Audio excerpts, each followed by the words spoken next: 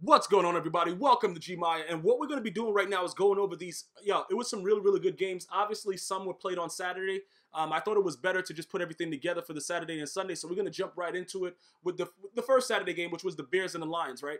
Now, let me just explain something to you about this. The Bears suck, so there's not really any reason to go into why this was a game of importance. The NFC North, I think the Vikings probably clinched it yesterday, right? Didn't the Vikings clinch it? It doesn't really matter what's going on with these two teams right now. We'll see what happens as far as the wild card situation, but the Lions were supposed to win, and they won the game. Wasn't really an exciting game to me. You know what it is? When it's so late in the season right now, I don't know if you guys are like me. I'm not a fan of any NFL team. I just watch the game and use it as an excuse to drink. So, I hang out with my friends who are fans, and it's like the best thing because they really care about what happens, and I just don't. So it's really funny. But this right here, neither one of my friends that I were around at this time are Lions or Bears fans. They're Jets or Giant fans, so that's even more hilarious. But this game, it was just to watch football, man. The beauty of it is Trubisky and these boys, they have a lot to learn. And I like the outlook of what the Bears team is going to be in the future. But it's right now at this point, the Lions have to win and the Bears need to lose, and that's what happened for the Lions to have any shot of any kind of wild card, like they doing the mathematical experience to try to figure out how they can make it. So that's pretty much all that happened in this game. This wasn't a game that I really enjoyed, but the Chargers and the Chiefs, though, let's jump into that. Now, before you guys say anything about how bad the Chargers got beat down, let me just explain something to you.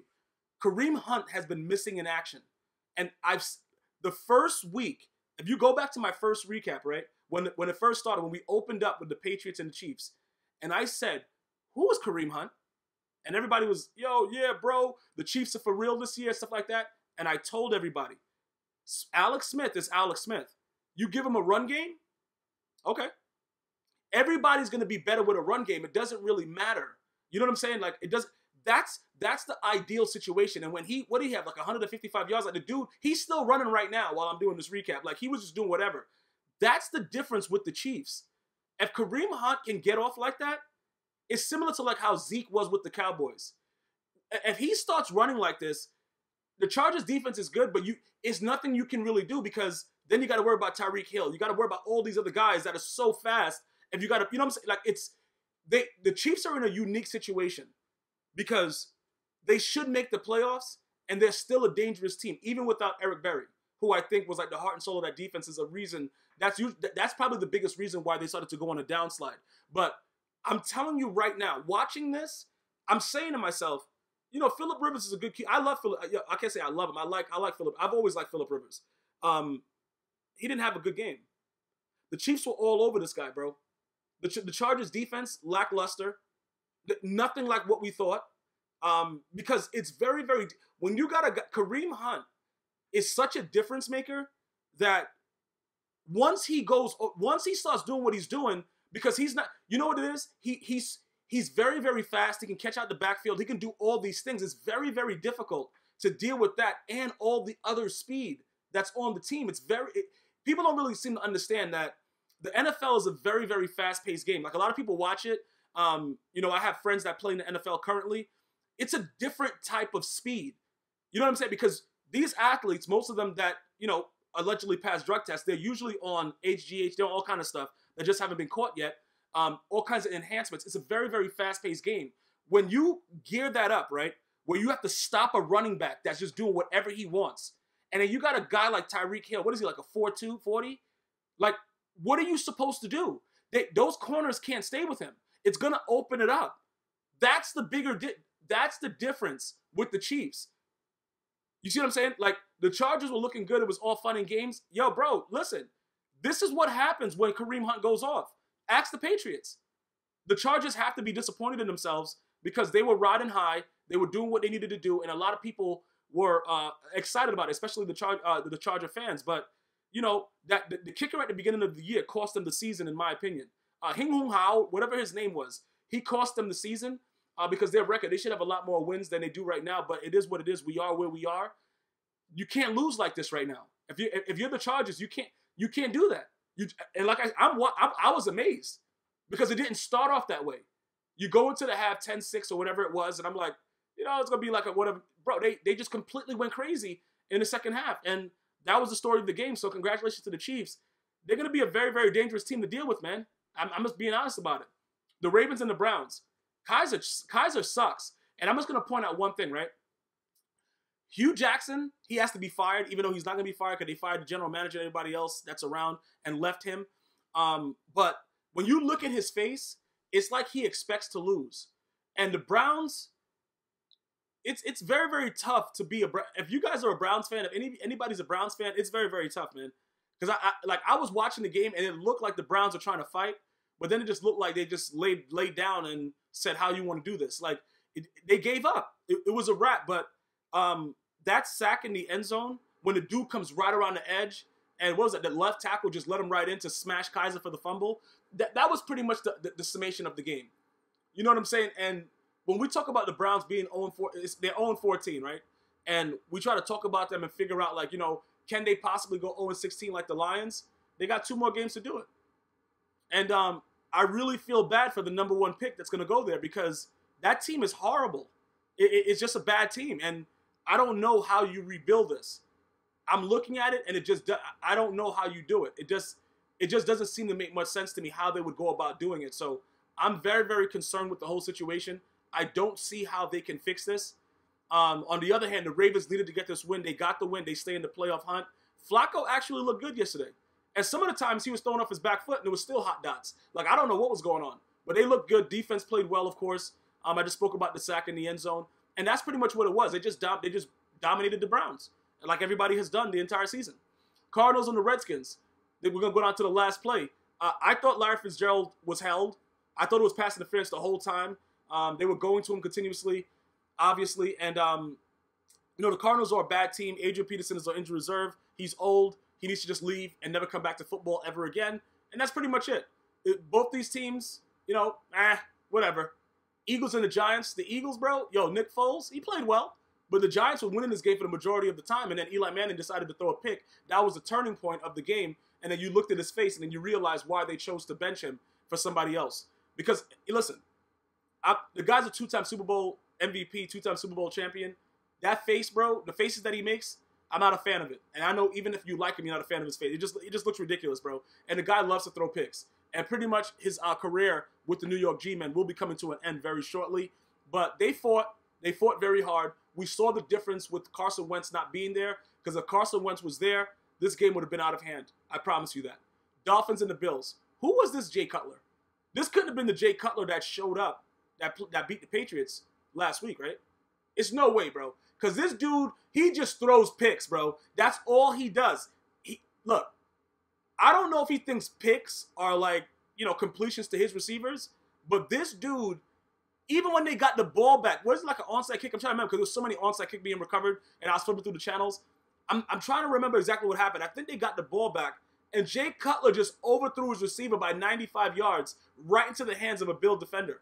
I cannot believe how bad that guy is at quarterback.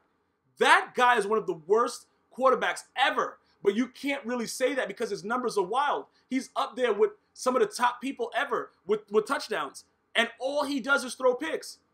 That's all this man does is throw picks, bro. I have never seen anybody throw picks like this guy because he will stand there and line it up, and his receiver will be wide open, and he'll throw a pick. I don't know, man. I don't know what's going on. I just the Bills took care of business. I just wanted to say that, man. The Dolphins, Jay Cutler, just retire, bro. Packers and the Panthers. The Panthers owner is selling the team. It's been some wild things going on behind the scenes. We don't know what's happening. But I'll tell you this much. Aaron Rodgers looked like a bum, okay? It could be rust. Obviously, the man had collarbone surgery, whatever he did, bro. He got screws, got plates. He's a transformer now. Like the dude about to turn into a transformer. Whatever, bro. The dude was throwing picks directly to Panther defenders. That is not Aaron Rodgers. Wasn't this the first game since like whenever he had 3 picks in one game? It was bad. It was a really, really bad thing to see because he's so great and we know that. But it's going to take some time, but it kind of makes no sense now. If they don't run, they were supposed to run the table. I don't know if they can make the playoffs at 9-7. I don't know. I haven't done the math. Maybe you guys can tell me. I've been trying to figure it out, but I don't think they can with the Vikings clinching the North and other people having better records in the NFC. I don't know. I don't see it. I don't know what's going on. But yeah, Cam Newton, when he's running that read option, that's successful. When they come out with the college offense and they run that, you guys remember how far the 49ers went with that with Kaepernick? Like, it was really, really serious. And Cam Newton is just a bigger, more dominant quarterback doing it, because you can't just try to, like, touch him with a little, simple tackle. You got to wrap him up because he's so big. And that's what the issue is with Cam Newton. He's just not – he's a running back and a middle linebacker at quarterback. So if he continues to do that, I'm kind of scared of the Panthers, bro. You know what I'm saying? If they continue that read, because people don't realize how serious the read option is if you make the wrong move. You see it, but you don't actually realize how good it is, because a lot of people don't run it in the NFL. RG3 did it. He had that one good year. It's a very, very difficult thing to stop, because you got to have discipline. And a lot of these defensive players don't have the discipline, and we saw that with the Packers. And it was really, really bad, bro. It was really, really bad what was going on. And the Panthers were able to pull this out. And, Aaron Rodgers, even with the extra chances that he was able to get with his turnovers, they still only lost by 7. He was horrible. He played very, very poorly. And it's going to happen when you're coming off an injury and you're just back, because it's the game speed. People will tell you that. No matter what sport you play, if you take time off of it, you can't just come back and just be the GOAT. You're going to need that warm-up time. You know what I'm saying? And to get your legs back under you, to be able to move around, take a couple hits. He wasn't himself, and he got dominated the way he's supposed to. The Jaguars and the Texans, this was complete brutalization. But DeAndre Hopkins, when he burnt Jalen Ramsey on that one touchdown and was very, very frustrated, I love that energy. And, the Jaguars is for real. They're going to go to the playoffs for the first time in like 1,000 years. Congratulations to all the Jacksonville Jaguar fans. But I love that in Jalen Ramsey. And I just hope that he doesn't turn into like a Marcus Peters. I know him and AJ Green had a little situation, but Marcus Peters, if he doesn't calm it down and tone it down, he's going to be out of the league very, very fast, because he has a problem with controlling his emotions. I do like how Jalen Ramsey handled it on the sideline. He wanted a shutout, and he knows it was his fault that he gave up that touchdown. And that was the biggest thing for me, because I like to see these guys go out there and compete at a high level and succeed without all the other drama, trying to fight and all that. Bro, you don't need all that stuff, bro. Football is a violent enough sport. Lay a hit on somebody, you know what I'm saying, do what you got to do. But all the other stuff, I'm not a fan of that. And I just like to see that kind of competitive nature with him. And it was really, really good to see that, man. And I really enjoyed it. And I think that once they get rid of Blake Bortles, the Jacksonville Jaguars are going to be a Super Bowl team, because that defense is very, very similar to like the original Legion of Boom. Like, it's a stud everywhere. There's studs everywhere on that defense. It's going to be very, very hard for teams to beat them in the playoffs. Bengals and the Vikings. I'm very, very happy that Marvin Lewis and the Bengals will be parting ways at the end of the season. You can see right now that they just laid down and took whatever anybody was going to give them at any time. They weren't even looking back. Like, they just bent over, not even looking back. And the Vikings just ran right through them. The Vikings have sealed off the NFC North. Congratulations to all the Viking fans. I know you guys are proud. Teddy Bridgewater did make an entrance and throw a pick immediately. He is a bum. I would stay with Case Keenum. And I always told you guys, Teddy Bridgewater never fascinated me. I never thought of him as that game changer. Case Keenum, people have said, oh, yeah, he's just a backup, whatever like that. He's played well. And you got to give the man credit. This is the National Football League that he's playing in. He's not playing in Pop Warner. So at this point, we were able to see, again, we just spoke about Aaron Rodgers. Teddy Bridgewater, obviously, he's rusty. He'll come out and throw a pick. But he always does things like that. You know what I'm saying? And I don't think realistically that he adds enough to ever feel like you should bench Case Keenum the way he's playing right now with this offense. That's just my opinion. If you guys feel differently, let me know. But I've been watching the tape, and it doesn't look like they should at any time put Teddy Bridgewater in over Case Keenum. Just my opinion. Jets and the Saints. The Jets played very, very tough. And I got friends that are Jets fans, and it's hilarious, the way I make fun of them, because the Jets are definitely horrible. But they played Drew Brees very, very tough. And they could have won this game, but I'm going to tell you something about this guy. This guy, Marshawn Lattimore, he's pretty good. I don't know if you guys know about that guy, bro. But he's going to make a name for himself very, very soon. He's going to be, I'm pretty sure he's up there as one of the top defensive rookies in the league. He's very, very good. And I really enjoy watching him play. Drew Brees, he made some really, really errant throws. I think he's losing some of that throwing power in his arm. But he's still one of the best quarterbacks in the league. He's still going to put up huge numbers. Mark Ingram had no right to try to run up the score at the end. No, I'm just joking. I know somebody won their playoff game with fantasy football off that, but all in all, it was a good game. The Jets fought very, very hard. They showed that defensively, they have a lot of talent, and that guy Robbie Anderson, man, he's a stud. He's gonna be a star in this league. I can promise you that. But yeah, it didn't turn. I thought it would be a more vicious blowout. The Jets stood tall, and they fought for their right to party, man. And congratulations to them. They still suck, but yeah, they fought hard. The Rams and the Seahawks. I didn't know what was going on in this game. I don't recognize what the Seahawks are. You know how bad it is when Russell Wilson can't run around in the backfield because somebody's there and just on his back, or he has to just throw the ball away. Like the Rams defense, they strangled him. They strangled this man. Like, I don't know if he's still asphyxiated. He's probably getting oxygen right now. Russell Wilson's offense, they just did not take their foot off. They have taken over the NFC West. The Rams are a very, very, very, very, very good team. And Jeff Fisher is a very, very, very, very, very, very, very, very, very, very, very bad coach. And that's why he was gone. And it was the best decision ever. Sometimes you got to move on and just make it, you got to move on, bro. Like, you can't really just stay with the foolishness. And I'm really, really happy for the Los Angeles Rams, man. I'm really, really happy for them. They are Los Angeles, right? I don't know. I know they used to be St. Louis. I think they're Los Angeles. I don't know what they are. The Rams, whatever. Seahawks, you suck. Patriots and the Steelers. This guy, Ben Roethlisberger, bro. Yo, you know what's crazy about this game? Oh, I hope Antonio, well, I don't hope. I don't know him. I wish him the best. I don't like to waste my hope on people that I don't know. I like to hope for things like, the cure for children's cancer and stuff like that. So I don't like to waste my hope. But I wish him the best, if that's politically correct. Ben Roethlisberger is an idiot. And I'm going to tell you why he's an idiot and why he's washed up. He just started doing whatever he wanted towards the end of this game, bro. They had this game won. This game was on the platter for the Steelers. Even with AB being out with the torn calf or whatever, he had this.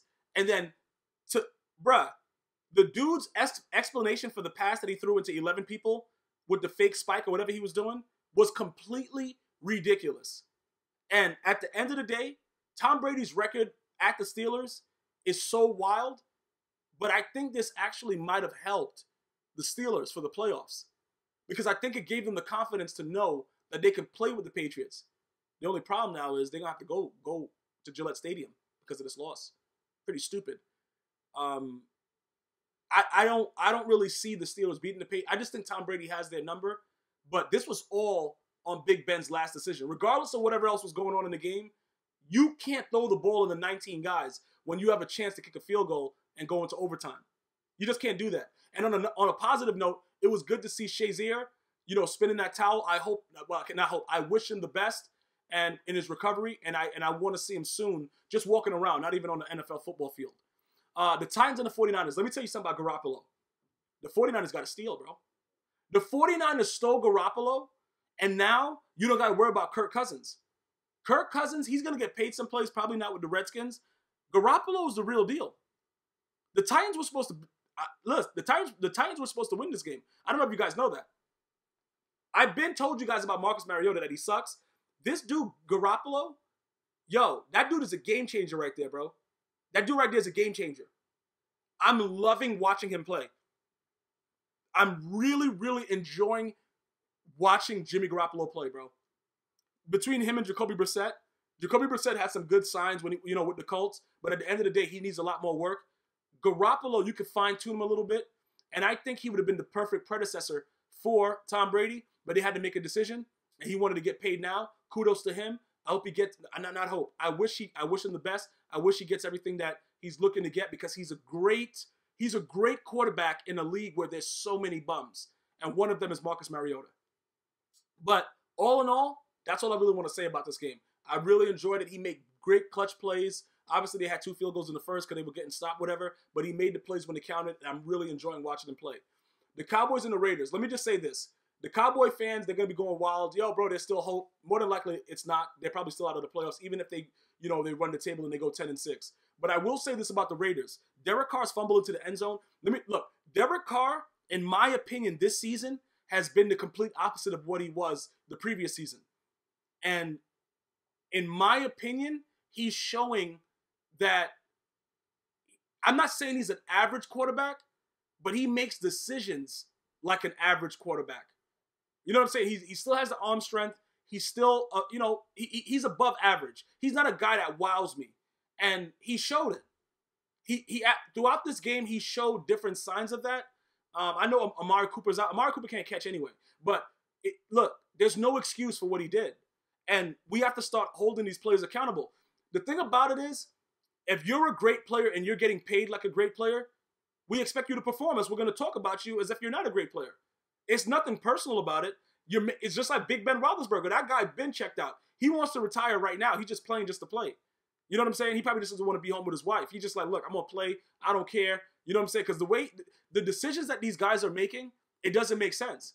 And isn't Zeke coming back soon? Yo. The Cowboys, I don't think the Cowboys can make the playoffs because of the tiebreaker situation and their record and everybody clinching in different parts. But it was very, very good to see the Cowboys get this win and the way that they were able to dominate Derek Carr and the Raiders. Hopefully you guys enjoyed this recap. I'm going to see you guys and girls next time. One love.